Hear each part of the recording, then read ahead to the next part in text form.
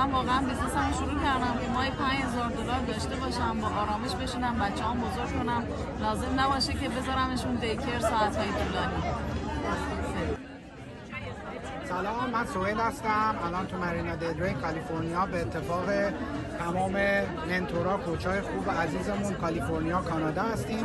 من شغل اصلیم تو ریل استیت هستم و اینوستمنت. من آنی هستم، کیک دیزاینر هستم. همیشه دوست داشتم که درآمدم رو زیادتر کنم ولی دوست نداشتم ساعت اضافه‌مو بیرون از خونه باشم.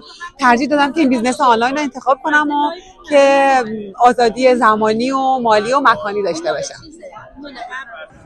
سلام، من مهناز هستم. 56 سالمه، لس آنجلس امریکا زندگی میکنم. من این بیزنس رو شروع کردم فقط به خاطر اینکه آرامش روحی، جسمی و مالی داشته باشم. اگه شما هم دوست دارید که یک دنیای شگفت انگیزی به روتون باز بشه، به ما بپیوندید، پشیمون نمیشید. افشین هستم از واشنگتن دی سی. بک‌گراندم دنتال هایجین، 12 سال این کار انجام میدم به صورت فول تایم و یه سال نیمم هست که این کار آنلاین شروع کردم و خیلی خوشحالم که این کار رو شروع کردم. دلیل شروعم تایم فریدم و فلکسیبیلیتی بود که خیلی هم دوستش دارم. خیلی خوشحالم که این کار یه سال نیم پیش شروع کردم.